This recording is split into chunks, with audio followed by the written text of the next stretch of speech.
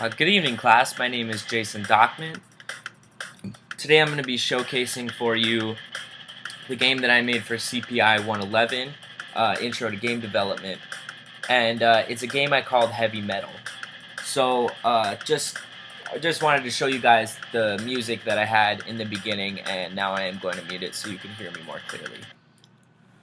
So basically, the concept behind heavy metal, or the story rather, is that there is no story. You're just a guy who's running around shooting zombies.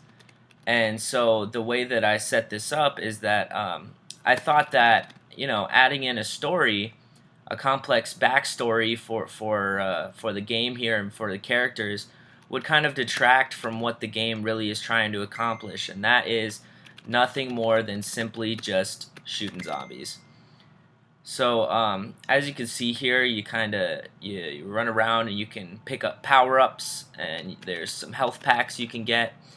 There's three different types of zombies. There's slow, medium, and fast zombies. And as you progress through the rounds and you get to higher levels, there will be more zombies and they'll become more difficult. If you go to round 5, you can see here now we've got to our first boss. And the way that this works is that every 5 rounds there will be a larger type of enemy who does more damage and more health. On round 5 it'll be a slow enemy, round 10 will be a medium enemy, and round 15 will be a fast enemy.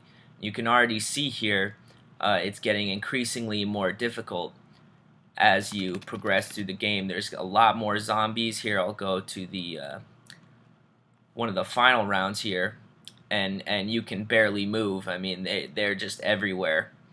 And so yeah, the way that I set this up was that all of the zombies will just automatically move towards the player, and they'll all kind of have, although they all generally move around the same speed, they all have speed set with the iRandom range feature, and so that way, the experience is a little different each time. They're not every zombie is the same.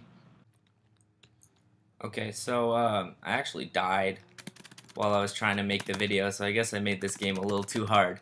But just for the sake of expediency here, I've kind of went to the end of the game so you can see what the windscreen looks like and what happens when you kill all the zombies. And so yeah, that's my basic demo for heavy metal. So basically now what I'm going to talk about is just like some of the challenges that I encountered while making this game. One of the really big hurdles that I faced was trying to get all of the objects to act the way that I wanted.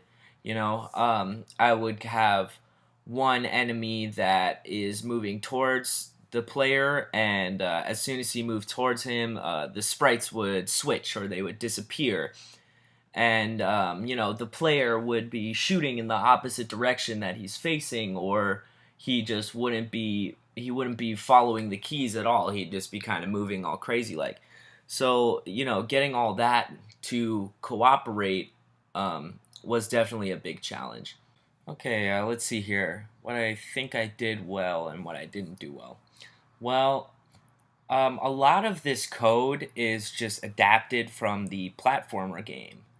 And so most of it was usable, but the main issue here was that in the platformer you can only move 1 or 2 directions, and in this game you can move 4. And while normally that sounds like it would be a pretty easy thing to fix, it actually turned out to prove quite difficult because of the way that the code works. You can't just switch the X scale. You have to actually change the image angle of the sprite to match the direction that he's facing. And this actually took me quite a while to figure out how to do. And then once I did that, I just changed it for all of once I figured it out for the player, I just changed it for all of the enemy objects as well. Doing all the power-ups and stuff, that went pretty well. That's all pretty basic stuff. You know, figuring out how to make your guy do more damage for a limited amount of time, and then it switches back to normal damage. And then how to make the health packs so that you can't just get an insane amount of health. It once you hit max health, it won't go over. Um, and obviously, finally, we just have plans for what I'm gonna do with this game in the future.